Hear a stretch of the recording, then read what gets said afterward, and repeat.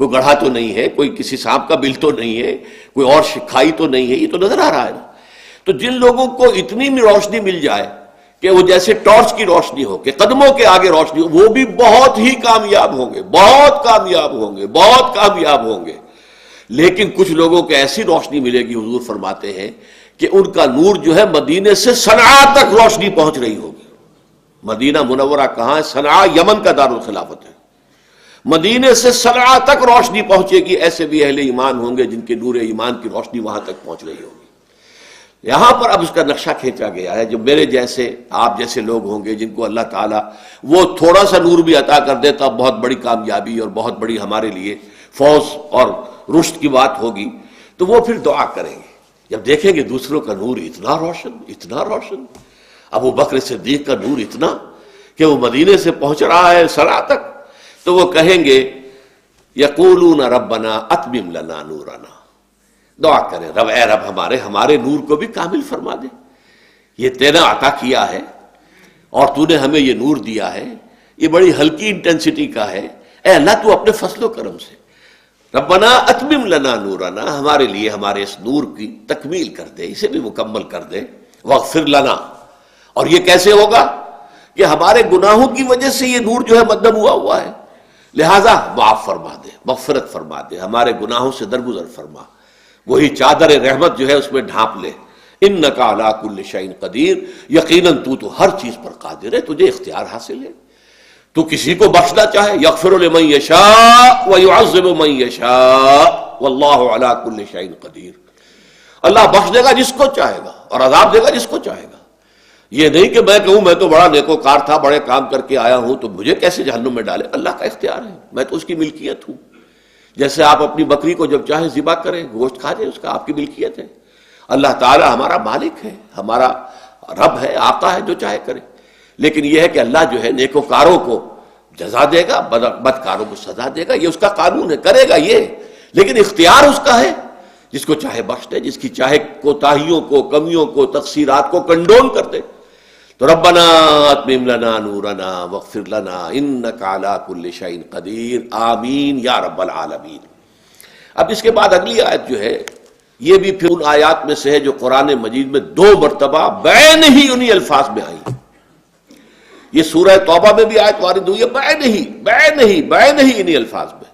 اور یہاں بھی آ رہی ہے یا ایھا النبی جاہد الکفار والمنافقین واغلظ علیہم ومأواہم جہنم وبئس المصیر، اے نبی جہاد کیجئے کافروں کے خلاف بھی اور منافقین کے خلاف بھی، واغلظ علیہم، ان پر سختی کیجئے، ومأواہم جہنم، ان کا ٹھکانہ جہنم ہے، وبئس المصیر، اور وہ بہت ہی بری جگہ ہے لوٹنے کے لیے، جانے کے لیے۔ اس آیت کا، اور جیسا کہ میں نے عرض کیا بین ہی یہ آیت سورہ توبہ میں بھی ہے، اس کا پس منظر کیا ہے؟ دیکھیے ہر شخص کو اللہ تعالیٰ نے ایک مزاج عطا کیا ہے، نبی اکرم صلی اللہ علیہ وسلم کے مزاج میں نرمی بہت تھی، شفقت، نرمی، رحمت، سختی نہیں تھی، غلظت نہیں تھی، بلکہ نرمی، رحمت، رافت، اور اس میں ایک یوں سمجھیے کہ حد اعتدال سے بھی تجاوز تھا۔ اور یہی بات نوٹ کیجئے کہ حضور کی شخصیت کا ایک پرتو کامل جو ہے، مکمل، وہ حضرت ابوبکر صدیق رضی اللہ تعالی عنہ کی شخصیت ہے، ان میں بھی رحمت، شفقت، رافت، رقت، کسی کو تکلیف میں دیکھ کر تڑپ اٹھنا، یہ چیزیں جو ہے یہ حضرت ابوبکر کی شخصیت میں بھی بہت تھی، بہت گہری تھی۔ اس لیے حضور کے جو الفاظ آتے ہیں ارحم امتی بے امتی ابو بکر، میری امت میں امت پر سب سے زیادہ رحیم اور شفیق ابو بکر ہے، وہ اشدہم فی امر اللہ عمر، ہاں اللہ کے معاملات کے اندر شدید ترین جو ہے میری امت میں وہ عمر ہے، واکثرہم حیاء عثمان، اور حضرت عثمان کی شخصیت کے اندر حیا کا غلبہ تھا بہت، یہی حیا کا غلبہ تھا جو اس حد تک پہنچ گیا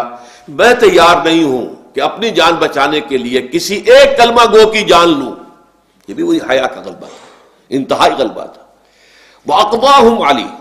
معاملہ فہمی اور صحیح فیصلہ کرنا، اس کی صلاحیت سب سے زیادہ بڑھ کر اللہ نے حضرت علی کو دی تھی رضی اللہ تعالی عنہم اجمعین وارضاہم۔ تو حضور کی شخصیت میں جو یہ رافت اور رحمت اور شفقت اور نرمی یہ تھی، اس سے پھر فائدہ اٹھاتے تھے خاص طور پر منافقین. غلطی کی ہے بس حضور بس معاف کر دیجئے، بس معاف کر دیے جاؤ. جھوٹا بہانہ کر رہے ہیں اور حضور کو معلوم ہے جھوٹ بول رہا ہے یہ، لیکن نہیں جاؤ، اچھا ٹھیک ہے جاؤ. آپ جیسے کہ حضرت مسیح علیہ السلام کا واقعہ آتا ہے کہ ایک چور کو آپ نے دیکھا چوری کرتے ہوئے، اسے پکڑا ہے جس کو کہتے ریڈ ہینڈڈ، لیکن اس نے کہا میں تو نہیں چوری کر رہا تھا. کہ اچھا بھائی تو شاید میری آنکھ نے غلط دیکھا ہوگا. اب یہ بھی ایک ہے کہ میری آنکھ نے یہی مجھے دکھایا تھا کہ تم چوری کر رہے ہو، اگر تم کہہ رہے ہو کہ نہیں کر رہے تھے تو ٹھیک ہے تم ٹھیک ہے کہتے ہوگے. یہ جذبہ ایک ہوتا ہے یہ اپنی شخصیت کے اندر، تو حضور کے اندر چونکہ یہ شخصیت میں اس کا غلبہ تھا تو اس کا فائدہ منافقین اٹھاتے تھے. منافقین کے خلاف ایک تو یہ جان لیجئے کہ ایک بیریئر یہ تھا کہ چونکہ اسلام کی حفاظت انہیں حاصل تھی، وہ اپنے آپ کو مسلمان ڈکلیئر کرتے تھے، لہذا ان کے خلاف جو ہے اقدام کرنا مشکل تھا. اس لیے کہ مسلمان ہیں، دعویٰ تو کر رہے ہیں. اب دل میں اتر کر عام مسلمان تو نہیں دیکھ سکتے نا. حضور کو تو معلوم تھا کہ کون شخص منافق ہے، لیکن یہ کہ یہ تو حضور کا ذاتی علم ہے کہ جو غیب سے اللہ تعالیٰ کے ذریعے سے آپ کو حاصل ہو گیا. لیکن آپ کو معلوم ہے کہ دنیا کا اصول کیا ہے، justice should not only be done, it should also appear to have been done. عدل و انصاف صرف کیا ہی نہیں جانا چاہیے بلکہ نظر آنا چاہیے کہ واقعی عدل و انصاف کیا گیا ہے. کوئی آپ کا جس نے آپ الزام لگا رہے ہیں اسے موقع پورا دیجیے اپنی صفائی کا موقع دیں اور معلوم ہو کہ واقعتاً اس کے خلاف جرم ثابت ہو گیا. یہی وجہ کہ اصول ہے عدلیہ کے اندر کہ اگر جج کا کوئی ذاتی علم ہے کسی مقدمے کے اندر تو وہ جج پھر اس مقدمے کی سماعت نہیں کرتا، اسے تو پھر گواہ کے طور پر پیش ہونا چاہیے کسی اور جج کے سامنے، چونکہ اس کا ذاتی علم ہے. جج کا کام جو ہے وہ اپنے ذاتی علم کی بنیاد پر فیصلہ کرنا نہیں ہے. تو اسی حوالے سے حضور صلی اللہ علیہ وسلم جو ہے اب ان منافقین کے خلاف کوئی کارروائی نہیں کرتے تھے. پھر وہاں پہ عرب میں جو قبائلی عصبیتیں تھیں ابھی وہ اتنی گہری تھیں کہ اگر کسی منافق کے خلاف اقدام کرتے تو اس کا قبیلہ کھڑا ہو جاتا. چنانچہ سب سے بڑا واقعہ جو ہے جو بہت ہی میرے لیے واقعتاً بہت تکلیف دہ ہے کہ دو جلیل القدر صحابہ کا معاملہ آپس میں یہ ہو گیا کہ جب یہ حضرت عائشہ صدیقہ رضی اللہ تعالی عنہ پر تہمت لگائی گئی، اس میں سب سے بڑا جو تھا وہ منافقین کا سردار عبداللہ ابن ابی تھا جو نعرے لگاتا پھرتا تھا حضرت عائشہ کے خلاف اور بلند بانگ دعوی سے.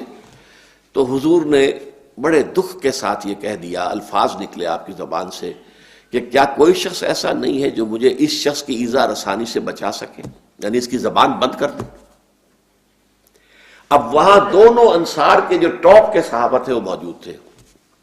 ایک تھے خزرج کے سعد ابن عبادہ، ایک تھے اوس کے سعد ابن معاذ رضی اللہ تعالی عنہما. سعد ابن معاذ نے کہا کہ حضور آپ مجھے اجازت دیں میں اس کی گردن اڑا دوں. اس پر فوراً سعد ابن عبادہ جو ہے وہ چونکہ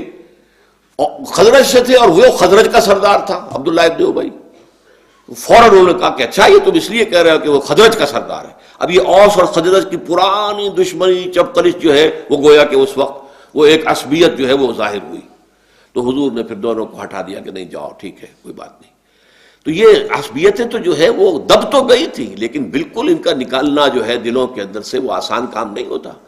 اسی عصبیت کو آ کر پھر عبداللہ ابن سبا نے بھڑکایا ہے. بنو امیہ اور بنو ہاشم کی پرانی عصبیتیں اور پرانی جو چپقلیشیں تھیں ان کے مابین اور پرانی جو ان کے درمیان مسابقت تھی، مقابلہ تھا، سردار کون ہے، میں ہوں یا تم ہو، قریش میں اونچا گھرانہ کون سا ہے، بنو امیہ کا ہے یا بنو ہاشم کا، یہ چلا آ رہا تھا. اور اسی کو پھر اس نے ابھارا، چونکہ حضرت عثمان جو ہے بنو امیہ میں سے تھے،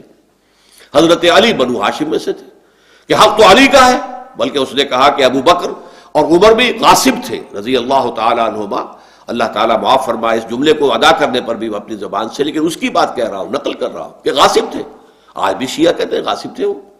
اس لیے کہ بنو عدی میں سے تھے حضرت عمر، بنو تیم میں سے تھے حضرت ابو بکر. لیکن یہ غنیمت تھی کہ نہ کوئی قریش میں نہ کوئی بنو ہاشم میں سے تھا ان دونوں میں سے اور نہ بنو امیہ میں سے، لہٰذا وہ بنو امیہ اور بنو ہاشم کی جو چپقلش پرانی تھی وہ وہاں کوئی نہیں اٹھا سکتا تھا. لیکن حضرت عثمان کے بارے میں جو ہے یہ موقع مل گیا اور پھر جو فتنہ ہوا الفتنۃ الکبریٰ، حضرت عثمان شہید ہوئے اور پھر 1,00,000 کے قریب مسلمان ایک دوسرے کی تلواروں اور نیزوں سے ختم ہوئے. تو یہ عصبیت، تو منافقین کے خلاف جو ہے اس عصبیت قبائلی کی بنا پر بھی کوئی اقدام نہیں ہو سکتا تھا. لیکن یہ آخری دور میں آ کر، اور یہ چونکہ سورہ توبہ میں یہ آیت آئی ہے اور اس میں جو ہے غزوہ تبوک سے واپسی پر نازل ہو رہی ہے، آپ کو حکم دیا گیا، معلوم ہوتا ہے یہ صورت بھی اسی زمانے میں